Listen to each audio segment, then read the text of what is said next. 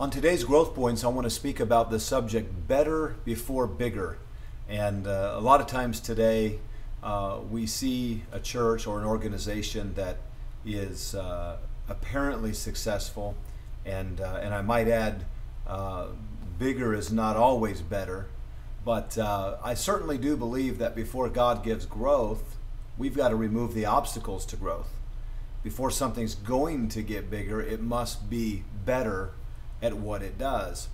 And I think of our recent study here at Lancaster Baptist from Titus, and Titus chapter 1 and verse 5 in particular, where Paul said to Titus, I want you to go to Crete, I want you to find those churches around that island, and I want you to set in order the things that are wanting.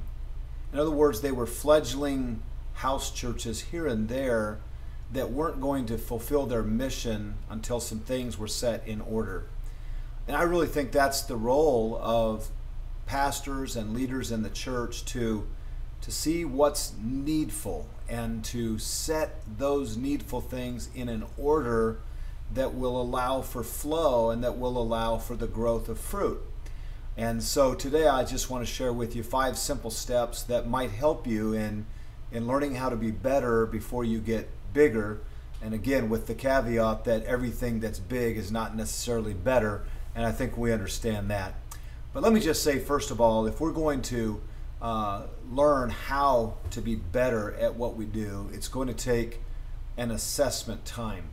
That might be a morning, it might be a day, it might be a couple days away, to step back and assess. Last week I spent 24 hours with our pastoral staff, and the Lord really anointed 3 or 4 of those hours with a period of assessment. We had read a few books together. Those books had some questions and answers that were somewhat introspective. Questions like, if another leadership team stepped into your ministry, what would they do differently? And we were able to assess some areas of our own ministry with respect to space needs and personnel needs and various different things that caused us to refocus with respect to the future. So make sure you're taking time to assess. Obviously, Paul had assessed the churches at Crete, and he found they were wanting. And so make those assessments. Secondly, as you assess those needs, you want to clarify your vision. In our case, we're working on 2014 calendar, 2014 vision night. Well, before I just start saying a bunch of stuff, we needed to assess the needs so that with clarity, I could speak to the church about where we're heading next. So you have assessment, then you have clarification. Thirdly, you have planning. You've made your assessment, you see the needs, you clarify the vision, now you begin to plan that new vision. And for us, there were 47 action items equally divided up amongst 12 men. And each and every one of us are now working on our part of the plan.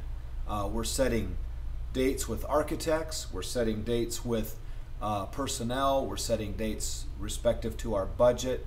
It all began with assessment that gave better clarification, and now we're working a plan that's consistent with what the Lord revealed to us through a time of prayer and assessment. As that plan is made, the 4th step is communication. I've got to take my plan, our leadership team has to take their plan. We've got to begin communicating with secretaries, graphics, ushers, Sunday school teachers, deacons.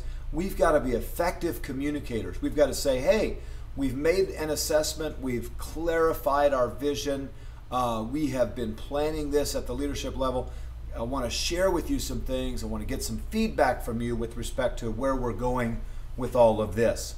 And that will lead you to number 5, the implementation of that vision and of that plan. And that implementation will involve meetings, it will involve assessment periods again, and meeting back, and accountability. It will involve delegation of that responsibility to various members of the team. But the focus today is just to remember, we've got to do better before God's going to make something bigger. We've got to be willing to say, where have we failed? Where can we do better? And when we're willing to say that before the Lord, He often brings a season of renewal, a season of growth, a season of blessing. in response to that spirit of sensitivity. And so I just encourage you today, focus on a better walk with God, focus on a better vision, focus on better team building. God will take care of the bigger if that's His plan. You focus on the better. God bless you. Have a great day.